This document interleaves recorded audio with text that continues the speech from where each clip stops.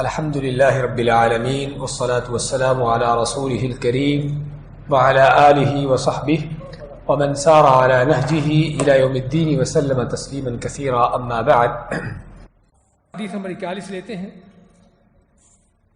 جس کا موضوع یا ٹائٹل دیا گیا ہے اطاعت رسول ایمان کی علامت ہے.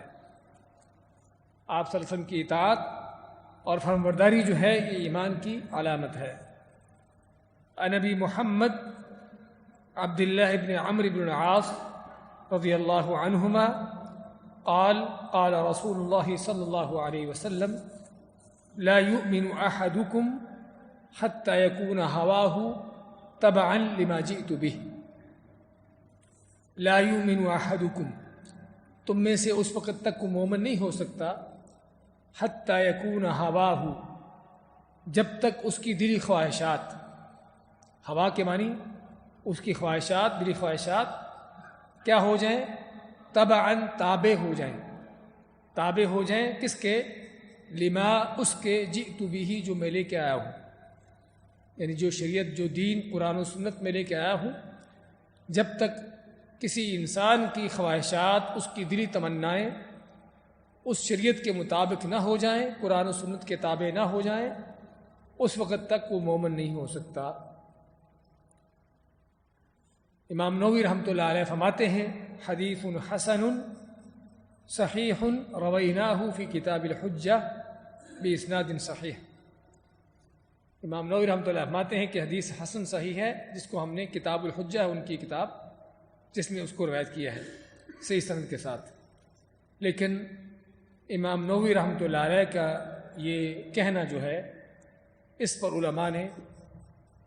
اس کی تعقیب کی ہے، اس پر کرام کیا ہے، کیونکہ اس کی ویسے تو سند متصل ہے، لیکن اس کی سند میں ایک راوی ہے نعیم ابن حماد المروزی، جو امام ابو حنیفہ رحمۃ اللہ علیہ کے استاد ہیں، اور یہ سنت کی اتباع میں بہت یعنی کہ صحیح شخص تھے، یعنی بہت شدت کے ساتھ، بہت یعنی کہ حرص اور کوشش کے ساتھ سنت کی اتباع کرتے تھے، اور بدعتوں کے خلاف ان کی بہت بڑی کوششیں رہی ہیں. لیکن ان کی یادداشت اور حافظہ کمزور تھا، اور ہم جانتے ہیں کہ جب تک راوی حدیث کو روایت کرنے والا اس میں دو چیزیں نہ ہوں، اس وقت تک اس کی حدیث قبول نہیں. وہ دو چیزیں کیا ہیں؟ ایک تو دین کے لحاظ سے صحیح ہو، بدعتی نہ ہو، جھوٹ بولنے والا نہ ہو، اور دوسرا اس کی یادداشت، اس کی میموری، اس کی جو ذہنی صلاحیتیں ہیں اچھی ہوں، جس کا معنی یہ کہ جو حدیث سنتا ہے اس کو حدیث کو صحیح طور پر آگے بیان کر سکے. اگر یہ چیز نہیں ہے، دیندار تو ہے آدمی، بہت نیک متقی ہے، کتاب و سنت پر چلنے والا ہے، بدعتی نہیں ہے، لیکن حدیث سنتا ہے لیکن اس کو صحیح طور پر یاد نہیں کر پاتا، اور اس کو آگے روایت کرتے ہوئے غلطیاں کر دیتا ہے، اور بہت زیادہ غلطی کر دیتا ہے، تو پھر ایسا راوی بھی اس کی حدیث نہیں لی جاتی. اور یہ ہے عین وہ عدل و انصاف کا پہلو جو محدثین نے اختیار کیا ہے. کسی آدمی کی صرف نیکی تقوی کو نہیں دیکھا کہ آدمی بڑا نیک ہے، بڑا نمازی ہے، بڑا پرہیزگار ہے، بلکہ اس کے ساتھ ساتھ یہ بھی دیکھا ہے کہ یہ حدیث جو روایت کرتا ہے اس کو یاد کرنے کی اس کی صلاحیت کیسی ہے. اگر اس میں کمی کمزوری ہے، اگر معمولی ہے، تو وہ تو ہر انسان کے اندر ہوتی ہے، لیکن اگر بہت زیادہ ہے کہ جس میں اس کی غلطیاں بہت زیادہ ہوں، تو پھر اس کی حدیث کو بھی ضعیف قرار دیا جاتا ہے. تو چنانچہ اس حدیث کے بارے میں بھی علماء کا جو صحیح حکم ہے کہ حدیث سند کے اعتبار سے ضعیف ہے. لیکن ایک اور بات آپ کو یہاں پر بتائیں گے کہ علماء نے اس طرح کی احادیث جو سند کے اعتبار سے تو ضعیف ہیں، لیکن معنی کے اعتبار سے قرآن و سنت کے اصول و قواعد کے مطابق ہیں، قرآن و سنت کے جو رولز ہیں، جو قاعدے کلیے ہیں، ان کے عین مطابق ہے وہ حدیث. اس حدیث کو اس لحاظ سے پھر قبول کیا ہے، یہ نہیں کہ اللہ کے نبی صلی اللہ علیہ وسلم کا کلام ہے بلکہ اس لحاظ سے کہ اس میں ایسی تعلیم ہے کہ جو قرآن و سنت کی تعلیمات کے مطابق ہے. یعنی معنی کیا ہوگا کہ ہم ان الفاظ کو رسول کریم علیہ السلام کی طرف منسوب نہیں کریں گے، کیونکہ آپ سے یہ ثابت نہیں ہے. کیوں ثابت نہیں؟ کیونکہ راوی ایسا ہے جو ضعیف ہے اپنی یادداشت کے اعتبار سے، کہ جس کی حدیث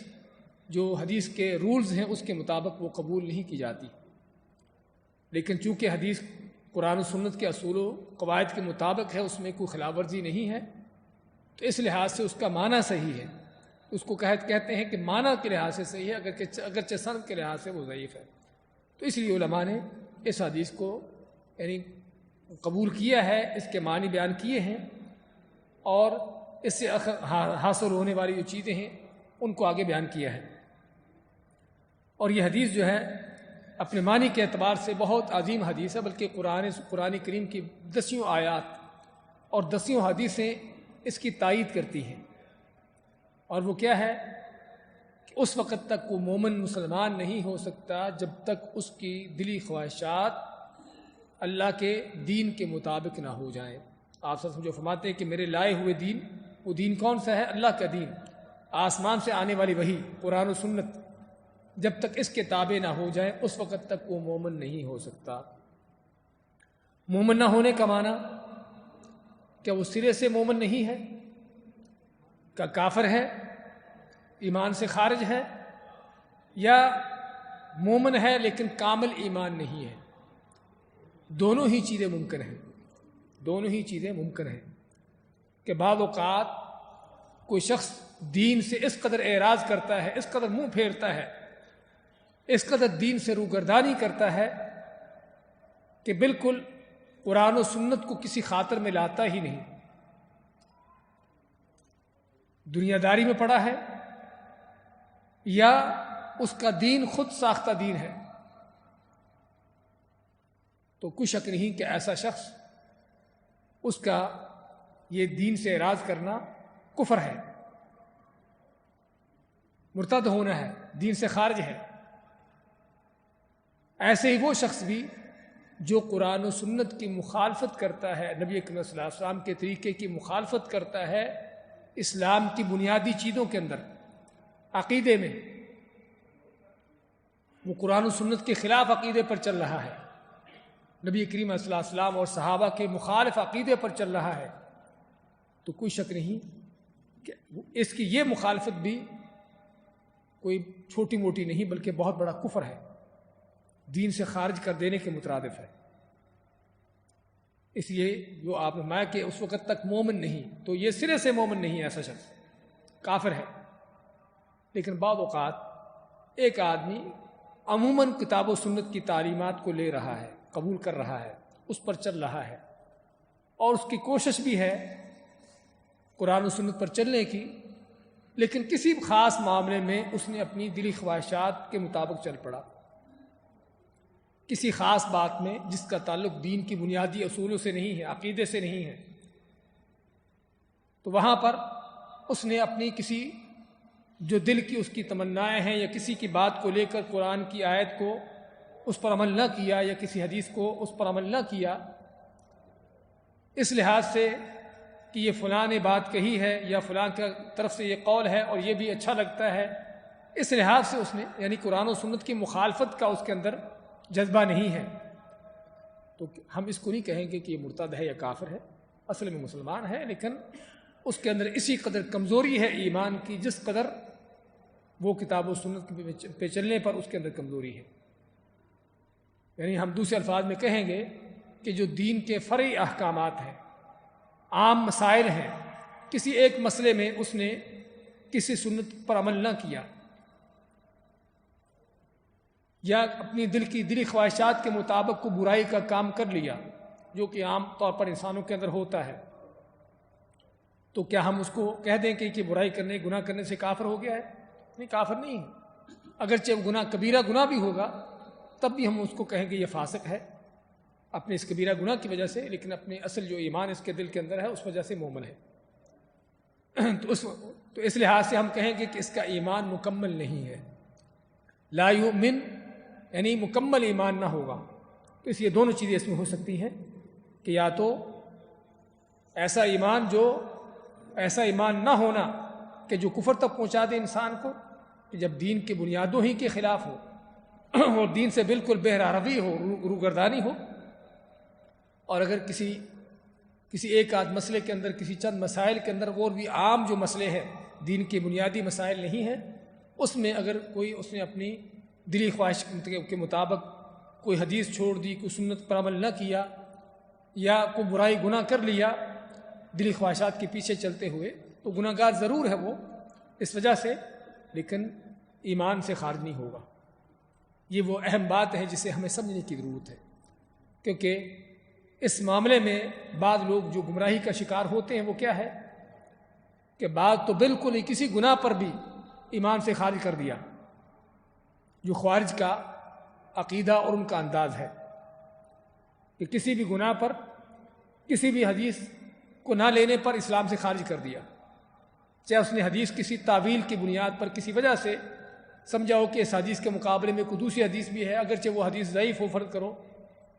تو اس نے اس حدیث کو چھوڑ دیا، یا کوئی برائی اپنے دلی خواہشات کے مطابق کر لی اور وہ کبیرہ گناہوں میں سے ہے، اس کو دین سے خارج کر دیا، تو یہ کوئی شک نہیں کہ بہت بڑی گمراہی ہے۔ اور اس کے مد مقابل دوسرے لوگ ہیں جن کا انداز کیا ہے کہ بس اگر ایمان ہے، کلمہ پڑھ لیا ہے، تو اس کے بعد کسی برائی کا کوئی اثر نہیں، جو مرضی کرتے چلے جاؤ۔ جو کس کا عقیدہ ہے؟ مرجئہ کا، جو ہم پڑھ چکے ہیں 6 سالوں میں، کہ بعد ایسے فرقہ اور ایسے لوگ پائے گئے ہیں کہ جن کے ہاں بس اصل ایمان ہونا چاہیے، ایمان کے ساتھ آدمی جو بھی برے عمل کرتا رہے، ان برے اعمال کو اس پر کوئی اثر نہیں، اور یہ دونوں ہی چیزیں غلط ہیں۔ ہم کہیں گے کہ بعض اوقات روگردانی ایسی ہو سکتی ہے جو دین کے بنیادوں کے خلاف ہے، اصولوں کے خلاف ہے، جو دین سے خارج بھی کر سکتی ہے، اور بعض اوقات کسی عام مسئلے کے اندر کوئی چیز کو نہ ماننا یا قبول نہ کیا، یا اپنی نفسانی خواہشات کے مطابق انسان نے کام کر لیا، تو وہ دین سے خارج نہیں کرے گا۔ اس حدیث سے ہمیں جو سبق ملتا ہے، آپ کا فرمان لا یؤمن احدکم حتی یکون ہواہ تبعا لما جئت بہ، کہ جب تک اس کی نفسانی دلی خواہشات میرے لائے ہوئے دین کے مطابق نہیں ہو جاتی۔ اس کا معنی کیا ہے کہ جب انسان کی دلی خواہشات اللہ کے لائے ہوئے دین کے مطابق ہو جاتی ہیں، تو پھر اس کا عقیدہ وہی ہوتا ہے جو قرآن و سنت کا عقیدہ ہے، اس کی عبادت کا وہی طریقہ کار ہوتا ہے جو عبادت اللہ کے نبی صلی اللہ علیہ وسلم کی ہے، جو آپ کا طریقہ ہے، اس کے دنیا کے ساتھ معاملات، لین دین، کاروبار، بزنس، یہ ساری چیزیں اللہ اس کے رسول کے حکم کے مطابق ہوتی ہیں، حلال و حرام میں، جائز و ناجائز میں، گناہوں برائیوں کے حوالے سے بھی دل انسان کا کچھ کہتا ہے، تمنا کرتا ہے کہ میں یہ کام کروں، یہ برا کام کر لوں، لیکن اللہ اس کے رسول نے اسے منع کیا ہے، تو اللہ اس کے رسول کے حکم کے تابع ہونے کا معنی کیا ہے کہ اس برائی کو چھوڑتا ہے۔ یعنی جب انسان کا دل اللہ کی وحی کے تابع ہو جاتا ہے تو پھر کیا ہے، اس کا ہر کام ہی کتاب و سنت کے مطابق ہوتا ہے، گناہ سے دور رہنا، نیکی کی رغبت اس کے اندر پیدا ہو جانا، اور نیکی کرتے ہوئے قرآن و سنت کے رستے پر چل کر، اس کے طریقے پر چل کر کرنا، تو یہ ہے اس حدیث کا جو ہم کو درس ملتا ہے۔ اور جب یہ چیز نہیں ہوتی، دل میں دلی خواہشات غالب ہیں، تو پھر کیا ہوتا ہے، آدمی پہلے تو دین کے احکامات کے حوالے سے بھی کوئی بات چھوڑ دے گا، کوئی نہیں کرے گا، جو کرے گا وہ بھی اپنی مرضی، اپنی خواہش کے مطابق کرے گا، لوگوں کی باتوں کے مطابق کرے گا، نہیں دیکھے گا کہ قرآن و سنت میں کیا ہے، جس کو ہم بدعات کا نام دیتے ہیں۔ اور اسی طرح طرح طرح کی برائیاں، گناہ بھی وہ کرتا چلا جائے گا، اپنی دل کی خواہشات کو پورا کرنے کے لیے کتاب و سنت کو، قرآن کی، اسلام کی تعلیمات کو ایک طرف چھوڑ کر۔ تو یہ کب ہوتا ہے کہ جب اس کی دل کی خواہشات اللہ اس کے رسول کے حکم کے تابع نہیں ہوتی۔ اس لیے جملہ چھوٹا سا ہے، چند الفاظ کے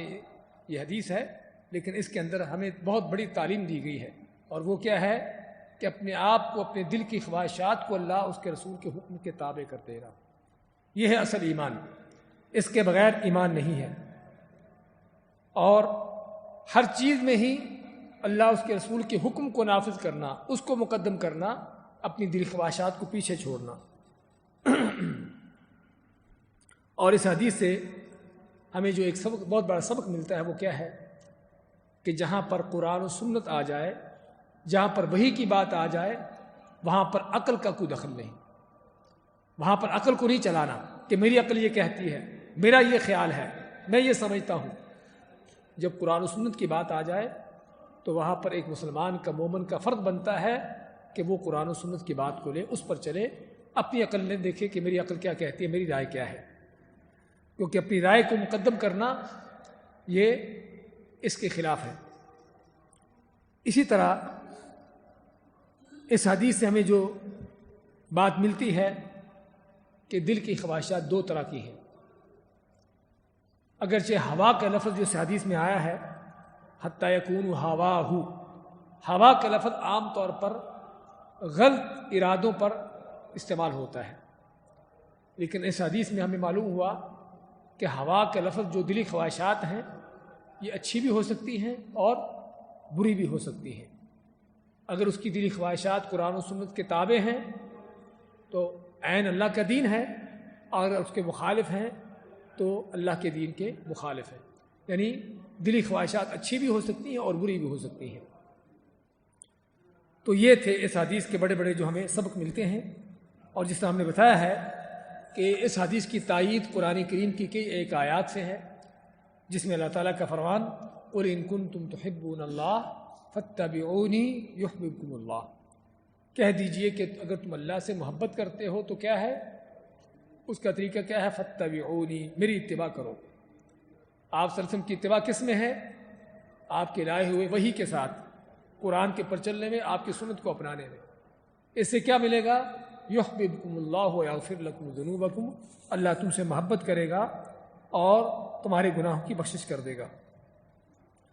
تو علی کل حال اس حدیث سے جو ہمیں حکم ملتا ہے وہ یہی ملتا ہے کہ سچا مومن وہی ہے کہ جس کی خواہشات، جس کی تمنائیں، جس کے دل کے ارادے، جس کی مزاج اللہ اس کے رسول کے حکم کے مطابق ہوتے ہیں۔ جو انہوں نے حلال کر دیا اسے حلال سمجھتا ہے، اس کو کرتا ہے، جسے حرام کر دیا اس کو حرام سمجھتا ہے، اس سے بچتا ہے۔ اور یہی وہ چیز ہے جو ہمیں صحابہ اکرام رضی اللہ عنہ کی سیرت میں نظر آتی ہے کہ نبی اکرم صلی اللہ علیہ وسلم نے کسی چیز کو ناپسند کیا اور ان کو پتہ چلا کہ اللہ کے نبی کو یہ چیز ناپسند ہے، فوری طور پر اس کو چھوڑ دیا۔ ایک صحابی کو آپ نے دیکھا کہ اس نے سونے کی انگوٹھی پہنی ہے،